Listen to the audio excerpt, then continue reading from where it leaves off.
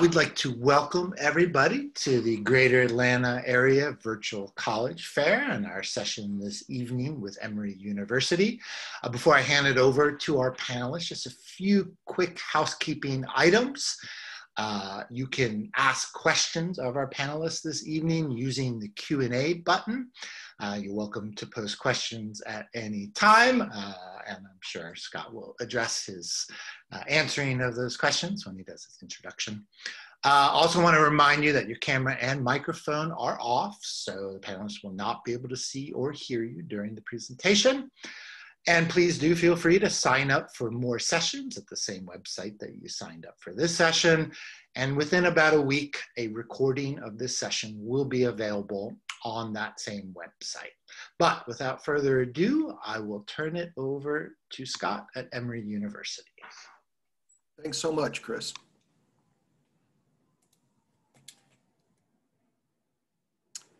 Good evening, everyone.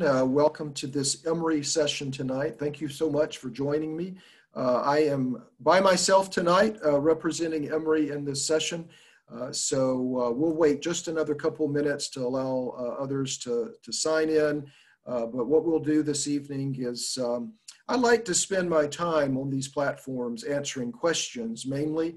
So what I'll do is I do have a deck of slides, about 20 or so, that I'll move through, highlighting some important things about Emory that we want you to remember.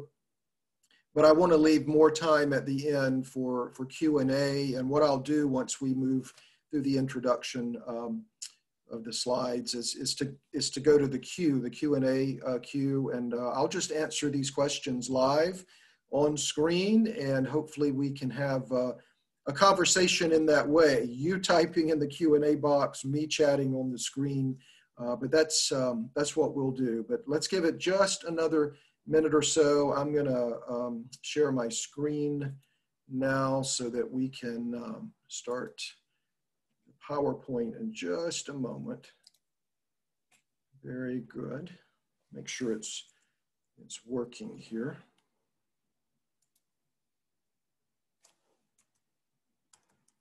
Yep, it's working. So we'll give it just another moment, and then we will we'll get started.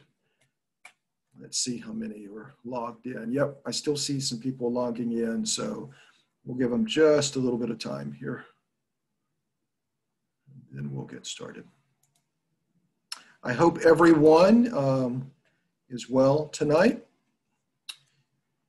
Great, we already have our first question, so just type those in there, and after I present, I will get to all of those questions. But I hope wherever you are, you're safe and well. You're enjoying senior year, junior year, whatever year of high school you're in. I hope that's going well, whether it's in person, virtual, a hybrid around the country. We are very sensitive that many of you, all of us, are studying in different ways, and we appreciate that. And we're sensitive when you make your applications to Emory and to all schools for that matter. But I think we'll go ahead and get started now and use our time well. But as Chris from StriveScan said, my name is Scott Allen. I'm the Vice Dean of Admission here at Emory, where I have been for 33 years here on the admission committee. I don't tell you that to remind myself of age, but rather to let you know I've read a few applications. Needless to say, I've traveled around the country, around the world for Emory, interacting with all sorts of high schools around the world, and met many great applicants through the application cycle each year. So I'm not new to the business and the experience of admission. And frankly, one reason I've done what I've done for so long, I enjoy higher education, but I enjoy particularly this moment in life, this joyful moment in life when you're moving from high school to college. You're on young adulthood, you're striking out on your own for all sorts of opportunity and potential.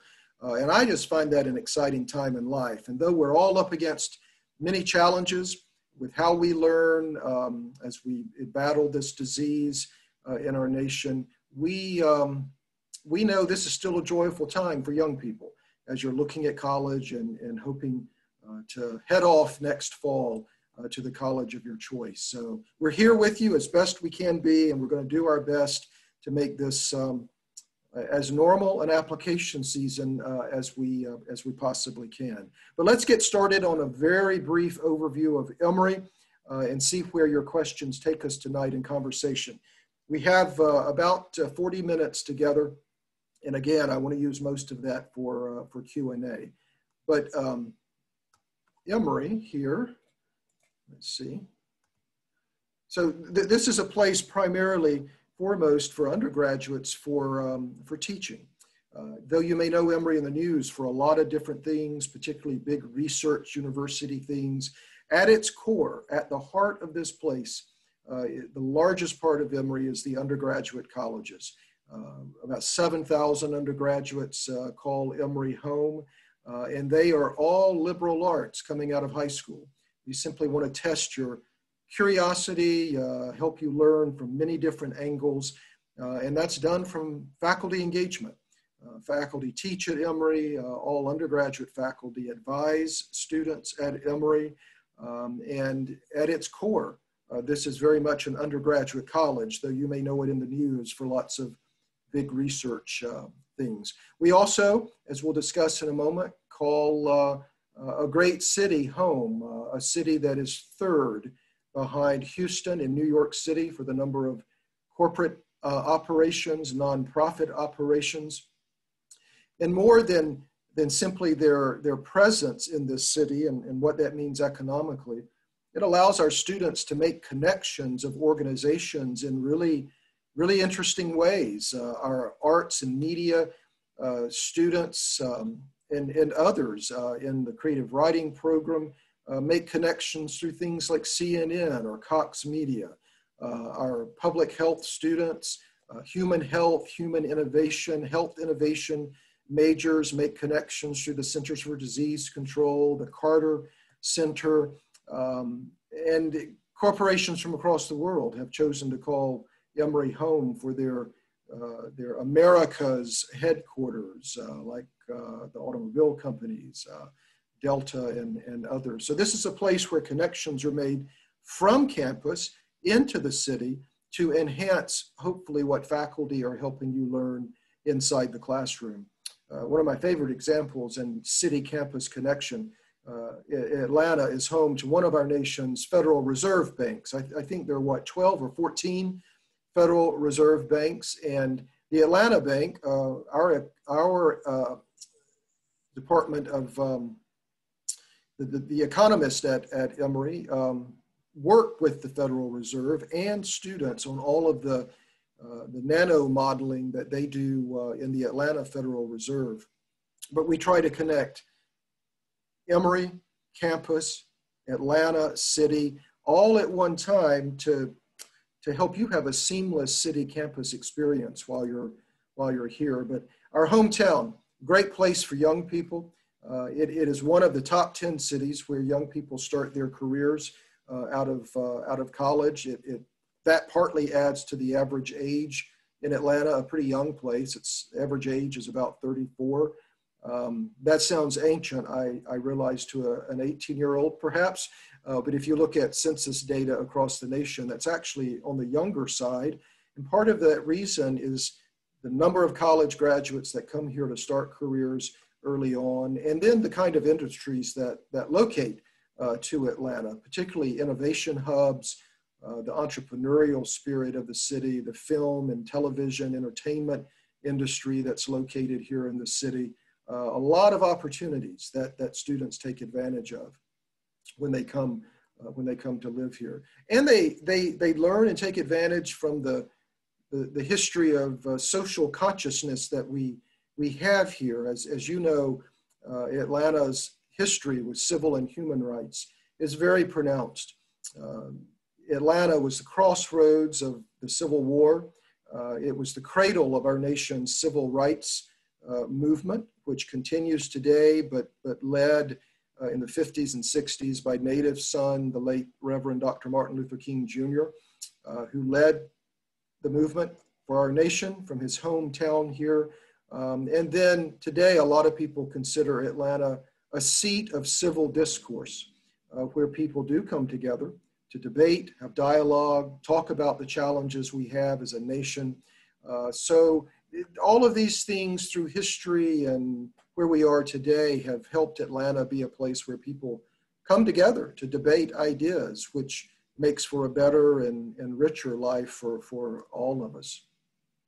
But not just here do we want you to study. We send you across the world for study abroad programs. Not right now, of course, with COVID, all of the study abroad is suspended at the moment. But when we do have you out and about, about half of our students will choose to go overseas at some point. One of about 50 countries where we operate programs, and then interning around the world here in Atlanta, of course. Again, campus and then the world around you should be combined for the education.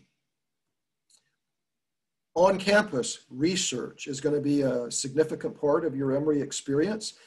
Not necessarily in the way that you're going to make the next great discovery, but in the way, more importantly, that you learn to ask questions.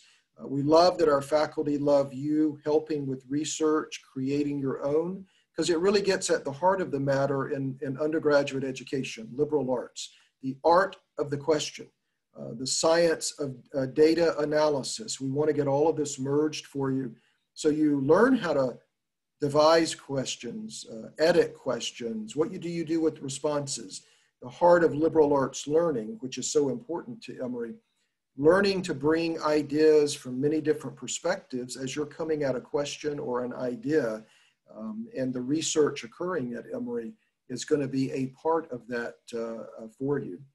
Now, when you're looking at Emory out of high school, we have two front doors coming out of high school.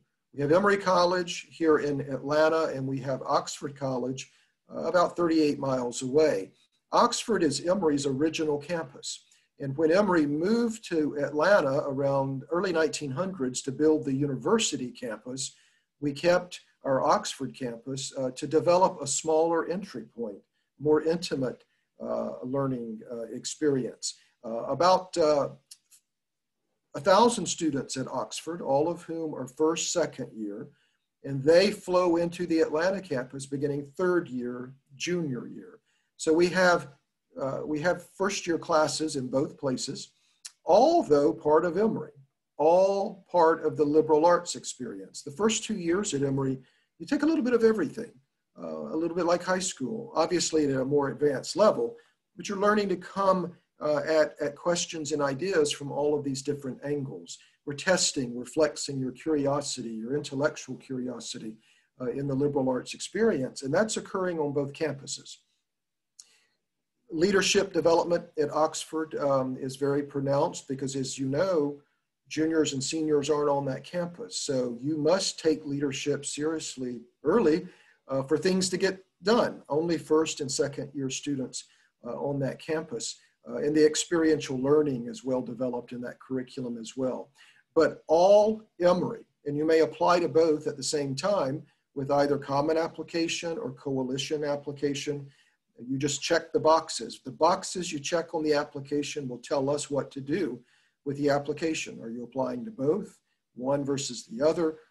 Are you applying early to both, regular to one, early? You mix it up however you wish, but just remember, it's all Emory, it's all liberal arts, the core of the Emory classroom experience, just different campuses, but all one student body. And then, regardless of where you started, round about third year, when you start declaring majors, you can stay in the liberal arts college, Emory College, and major in one of about 90 programs of study, or at that time, you can move on to the business school here at Emory or the School of Nursing.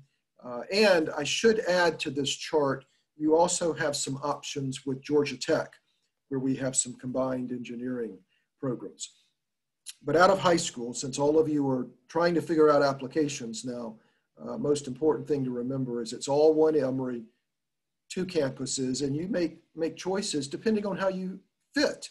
This point in the fall, you're still researching potential fit to colleges and universities. And though this is all Emory, location, size, these things might help you understand how you're fitting to both of Emory's front doors out of high school. Emory College in Atlanta has about 7,000 students. So moving on here, so you've got Oxford with about 1,000 students, about 38 miles outside the city. And then you have Emory College here on the Atlanta campus, about 4 miles or so from the heart of the city where all the skyscrapers are. We're in the city, but the Atlanta campus is tucked away in a historic neighborhood called Druid Hills, completely surrounded really by the neighborhood, the campus, the Atlanta campus, about 700-800 acres. So very much a defined space. You know where you are when you're on the Emory campus.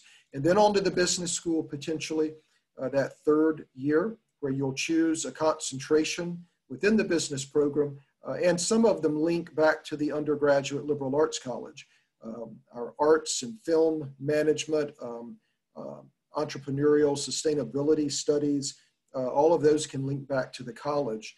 And a number of the business school students also take global languages based in the college as they're working on their business degree.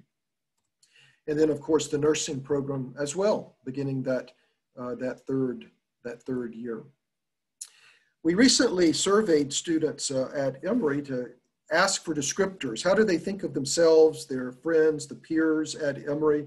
And these are some of the descriptors they sent back to the survey. They think of the Emory community as hardworking, smart, kind, passionate, compassionate, caring, unique. And I think this reflects two things: the great diversity of students we're able to bring to Emory from everywhere, the great residential life that we have at Emory. As a big city school, you're not scattered across the city. You're all together living in the Emory community, which solidifies the sense of community. And then, of course, the values of Emory. It is a progressive, inclusive, on-the-go, modern kind of place that celebrates people from everywhere. As a matter of fact, when people ask, well, Scott, why have you been there for so long? One of the things I say is the values. I believe in Emory's values and how easily it expresses those values every day. This is a place where everyone has a seat at the table, and the whole human condition is celebrated here. And it helps make for just a good quality life. Students come from everywhere, all over the world, about 100 countries. Our alumni are scattered all over the world. And it's a place diverse as well in language, 85 or so, 30 different faith organizations, faith traditions represented at Emory. So we like that too. Like Atlanta, it's a crossroads of people from everywhere. Very modern, cosmopolitan place. And then on campus, residential life, we're lucky to have approaching 500 or so student organizations. This is a busy place socially on both campuses. And our arts are offered robustly as well. I like to underscore the arts at Emory because for many of you, particularly locally, you might first know Emory for healthcare and all of the medical facilities located at Emory, when in fact, embedded in campus life here is some of the most exciting art, whether it's music, dance, theater, performances, productions in the metro Atlanta area. So arts are celebrated here and supported, as are athletics. Emory is one of the D3 powerhouses in the nation. Go to the athletics website and you'll find great stats on all of the quality play here. Emory likes being Division III at our quality because we combine both really Division I quality athletes into an environment that celebrates academics first. Emory is the second highest NCAA member for postgraduate scholarships in the nation, Stanford it being number one. And we have had in our athletic history 1,000 All-American recipients of the All-American designation. So this is a place that wins, that plays competitively. If you're interested in athletics at Emory, definitely contact the coaches. But we are proud of our Emory Eagles, and they get it done. They get it done on the court or the field as they do in the classroom. And that adds to our rich campus life as well. As I said earlier, if you're looking at city schools, Emory is highly residential. Everyone living at Oxford, most everyone here on the Atlanta campus. In Atlanta, when you're not on campus, and occasionally, juniors or seniors will move off, and they're usually across the street because Emory's neighborhood is residential. Developers have done a great job building apartments and condos and such around the Emory neighborhood. So sometimes when you're technically off campus, you're literally one crosswalk away from official Emory property. So again, we're in a neighborhood that is the Emory neighborhood, and you're all in it together here. Great space across the Emory campus. The amount of acreage we have, about half of it is protected woodlands, but it's been developed in a way where you live and play and work and study and research all in this one environment. And as a matter of fact, with the exception of our Oxford campus, about 35 miles away, all of Emory is right here. We're not scattered across the metro or the state as some of our peers are in their locations. Graduate, undergraduate, residence halls, research labs, libraries, everything is right here on the one campus. A campus that's very green, very walkable, very safe, very much defined as Emory when you're here. And we're not just, we're not just supporting you while you're here, but we hope to support you for a lifetime as you move on into careers, grad school, wherever it is you're headed. One of my favorite traditions at Emory is this bridge that students cross graduation weekend. And as they cross it, they're crossing into the alumni corps, where we're now celebrating them as alumni and supporting whatever their aspirations are. And a tradition at part of that is something called the Coke Toast, the Coca-Cola Toast. If you've done your research with Emory, you may have discovered some of Emory's alumni along the way, helped create the Coca-Cola company and ran that company for almost 100 years. So our champagne, I suppose, at Emory is Coke.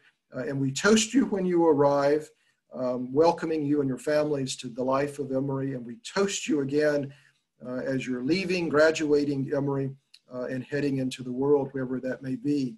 And I also like this slide in particular about graduation and moving on into your life, because it reminds me too of something we work closely with you when you're at Emory over 4 years, and that's understanding Emory's motto. For the last 200 or so years, almost 200 years from our founding, we live Emory's motto: the wise heart seeks knowledge. That's borrowed from ancient text, of course, but it's modern. It matters now as much as it did 200 years ago or thousands of years ago when it was written. But the wise heart seeks knowledge is partly an expression today of what are your obligations as an educated person. We're gonna ask you a lot while you're at Emory. What are your obligations as an educated person? That has a bit of citizenship wrapped up in it, and I'm not talking passports or country, state, those kinds of things, but all the way down from the neighborhood level to maybe you'll live in another country one day. What is citizenship? What is being a good neighbor? What is the human condition and how we support one another? And in this way, we want to remind you while you're at Emory, working with all of our resources in a really privileged environment, as an educated person, what will be your obligations throughout your lifetime? And that has no political message behind it, no religious message, potentially. It is simply, what are your obligations to everyone around you when you work, where you live, as you travel through life. And that's a big piece of the Emory character. If you watch how Emory behaves through the news, the things that it believes in, the things it supports, you'll find a little bit of that. Some of you in your research may have discovered, I hope you discovered, the Carter Center is actually based at Emory. Former US President Jimmy Carter, who is a professor at Emory and is still engaged in the life of Emory at 96. He turned 96 last week, and he's still engaged in the life of Emory, but he placed his Carter Center here in partnership with Emory back in the 80s. And the Carter Center does lovely work around the world in so many different areas. And when you ask him why Emory, he will sometimes touch on the life of the mind and the heart. Some of you may know in your research, Emory became the first place in our hemisphere about 6 years ago to treat Ebola. Ebola patients were brought from Africa to be treated at the Emory Hospital because we have very special containment units built in conjunction with the Centers for Disease Control, our neighbor here on the Emory campus. And some people asked, why are you bringing that disease here to Georgia, to Atlanta, to America? And Emory's response, Emory Healthcare's response was beautiful. They turned the question and said, why wouldn't we? We've got what it takes to fight this, perhaps. So why would we not? We're obligated to our fellow human beings to try to do this. In a very current way, Emory is one of the sites in our nation in phase 3 trials of vaccine for COVID, and we will see how that goes later this fall. But character, the hallmarks of an education, these are some of the things you should check out. You know, if you're looking at Emory, you're looking at lots of different universities, good universities, and they all have great resources, great faculties, but their histories, their mission, what they value, that may have all developed differently. And those are things you should check out too as you're trying to find a great fit as you head off to college. A little bit on admission. We have been and we remain very holistic. We look at everything in your application. This year, of course, we're test optional. So for students who don't submit standardized testing, which by the way is A-OK, for those students, we'll rely even more so on recommendations from your teachers, your curriculum, how well you're doing, in addition to all the non-academic things we look at. That doesn't change. I'm actually optimistic on the application season ahead because without standardized testing, we've still made historically lots of decisions outside of testing on really good students who have great potential. And potential, by the way, is at the heart of an education. You've got skills and talent. You're asking us, and your families are asking us to take it, help you take it to the next level. And that matters more than anything. And we measure potential across all of these things you see on the screen and in many more ways. So we're excited to jump into the new application season. You've got all of our application dates there, which you can find later online. On our website, you can find all of that. Emory has a scholarship program that has an earlier deadline of November 15th, but it's not early decision. It simply gives us more time to read those applications. But those applications compete for monies set aside specifically in the Emory Endowment to fund merit-based scholarships. And just note that earlier deadline. It's not early decision, just earlier deadline. And then, of course, Emory has very competitive need-based financial aid programs. I would encourage all of you to head to the financial aid website where we have 2 different calculators where you can calculate some general figures on what your award might be based on some family data that you input. But meet 100% of demonstrated need for our domestic students. And we have some financial aid for international students. Anyone, anywhere may apply for the merit-based scholarship program as well. But all of that's on our website, and Emory is need blind, so our financial aid colleagues take care of all of these analyses. And if you're admitted to Emory through work we do in admission, then our colleagues in aid take over when you're admitted to let you know what your financial aid package might look like. There is no way a half-hour slideshow or any other of our content can cover everything when you're looking at a university as robust and complex as this one. Though friendly, lots of things going on. So stay engaged with our website and all of our other social media channels where we've got all sorts of content going virtually, lots of live presentations. So just connect, because you will learn more each time you connect. But if you connect with me along the way, my name and email is up there at the top. But what I'd like to do now, again, thank you for joining me. We've got about 15 minutes, so I'm gonna jump in the question box here, and I'm gonna begin looking and seeing what your questions are. I won't be able to get to all of them, but I bet any question you've asked, you can find it in our web content and some of the other presentations we're doing. But let's go with the latest question, and I'll work backwards here. If you apply early decision, can you apply early decision to other schools? Emory is purely early decision, not early action. So if you apply early decision 1 to Emory, you can't apply early decision 1 to any other school. You could apply early decision 2 somewhere else in case it doesn't work out at Emory, and that works in the reverse for Emory as well. You may apply early to both of Emory's campuses at the same time, though, to Oxford and to the Atlanta campus. Do you recommend having an SAT score? That's up to you. If you feel it represents academic potential, put it in the file, but we're going to ask you again at some point just to confirm whether or not you want us to review those scores. There'll be a form you complete, and if you check, I don't want my test scores considered, if they're already in the file, we will void that from the file. The business school, it starts that 3rd year, and then you concentrate for the last 2 years in the B school in one of their areas, and you graduate with the BBA. You don't apply as formally as high school getting into Emory, but you do make an application the end of sophomore year to the business school. As long as you've met their GPA requirement, generally you'll probably get in. Those seats are all reserved for Emory students. They're not meant for students from other universities. We have on our websites, by the way, the admission websites.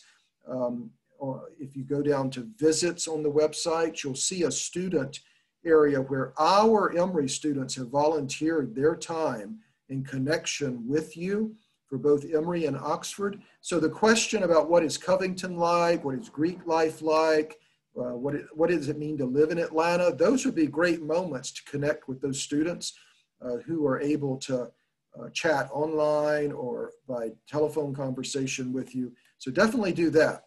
It's on the apply.emory.edu website where you can find that information. The Scholars Program is a scholarship program. Those are merit awards. Generally, they range in size from about half tuition up to almost full cost. Very competitive, but if you make it through that competition, they're very generous as well. You may apply early if you're doing the Scholars Program, although coming to Emory, if it's completely contingent on merit money, maybe not good to apply from early, because you don't find out about the merit competition until usually February or so. And under early 1, if you're admitted, you need to commit to Emory in January. So need-based analysis, early decision, all of that can be met in a pretty straightforward way. I'm just scrolling through your questions here. Many of them are about SATs. And know that we're going to be very sensitive. We are very sensitive to where you are right now. Some of you are not back in school. Some of you are back hybrid. Many of you have had to manage test cancellation, thus the reason we're test optional this year. And we will depend more so on grades and curriculum and what teachers say about you. And that's exciting, actually, I think, because being in a classroom for 4 years, that's where the action is. That's where you've proven yourself. And teachers, gosh, they tell us things that help us know you the way they do, and that's the way we want to know you. You know, not only, you know, you did well in class, you got a good grade, but what was your attitude? What's your citizenship in high school? How do you treat people?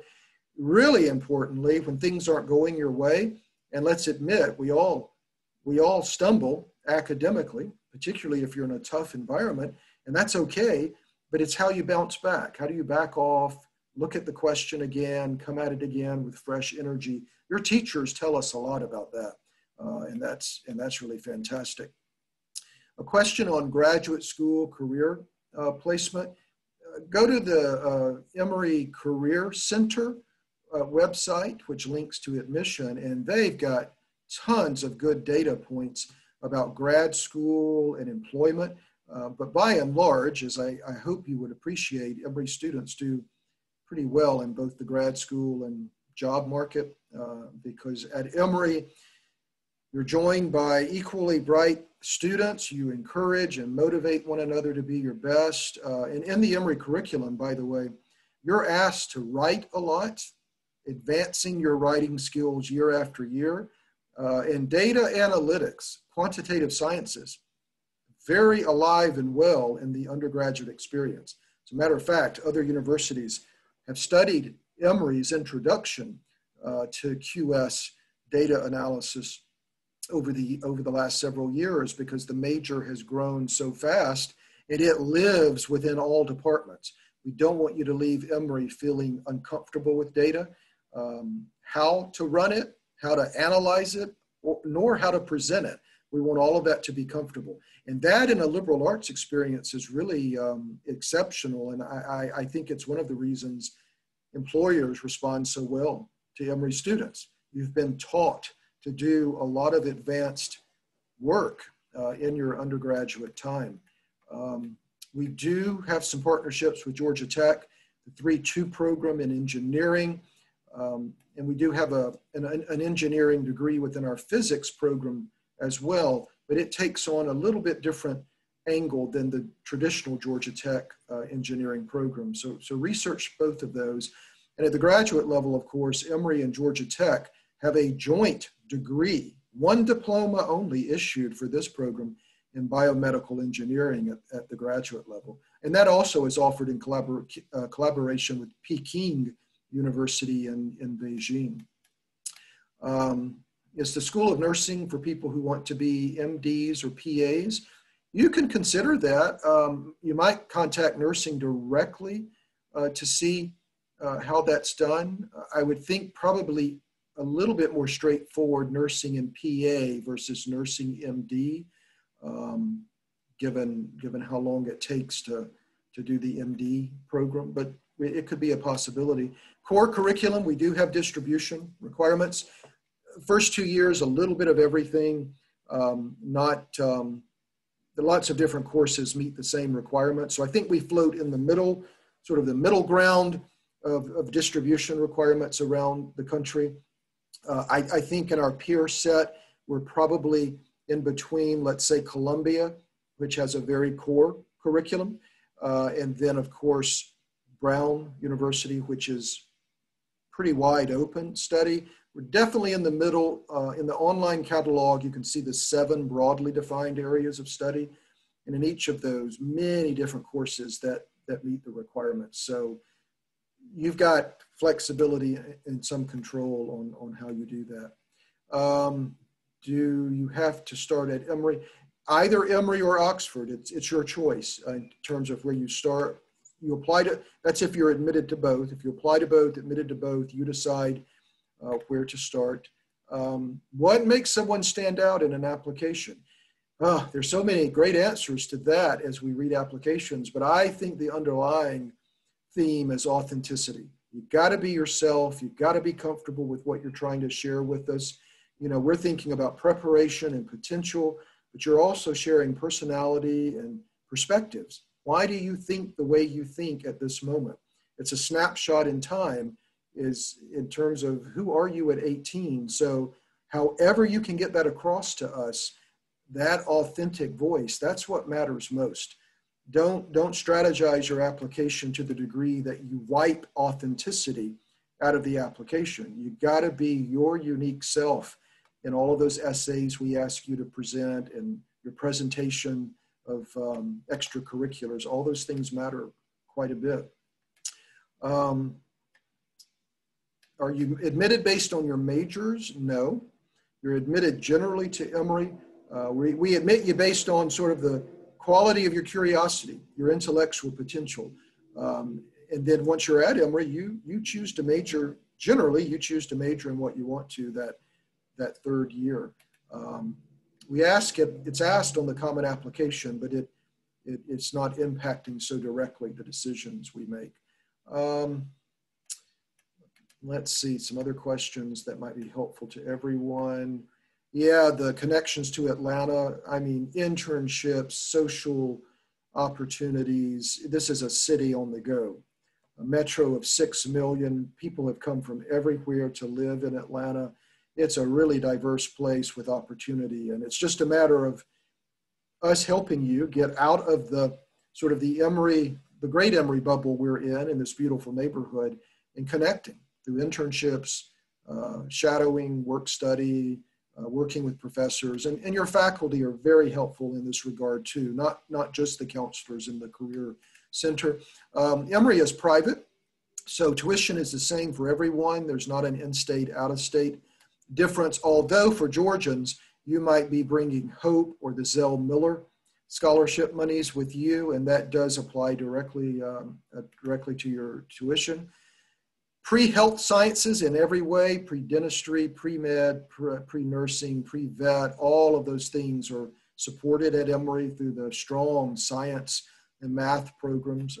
And for human health, the amazing medical school, public health school, nursing school, and then of course Emory's research facilities.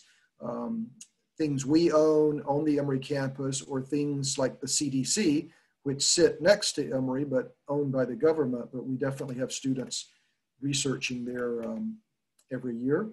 What kind of student?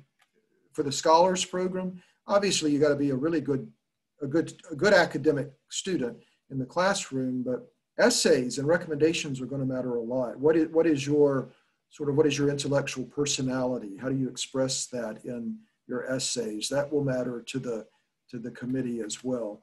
I'm moving quickly through the questions because this program cuts off at 7:45. Of course, we can continue answering questions with students from our application admission website. And let's see here, what are safety? Any big city is going to be challenged at times by safety, but by and large, all the campuses in Atlanta have full police departments. Well-watched campuses. This is true of Emory. The Emory Police, a fully licensed police department. Emory is tucked away in a neighborhood very defined by Emory. So in terms of really violent crime, that's not heard of in this neighborhood so much. But it's a good question, and we are always bringing alerts and seminars on safety to you. As a college community, but by and large, our students move pretty freely in this neighborhood and across Emory's campuses. So I want to thank you for being here tonight. I hope this was somewhat helpful. As I said earlier, you can't get it all in one area, so continue to research all of our content online, and we look forward to reading your applications, and good luck with all of this for sure. Great, thank you very much, Scott. Great presentation. Thank you to all of the attendees for interacting so much this evening. That was wonderful. Before we conclude this presentation, I just want to again thank everybody for attending We hope you got a lot out of tonight. At the end of this session, you will receive a very quick 4-question survey that we ask that you take a minute and complete. We also, again, encourage you to sign up for more sessions if you are interested in exploring other opportunities, and that about a week from today, a recording of this session will be available on the same site that you registered for tonight's session. So thank you again, Scott and Emory University. Thank you to all the students. Best of luck in your college search, and have a great evening.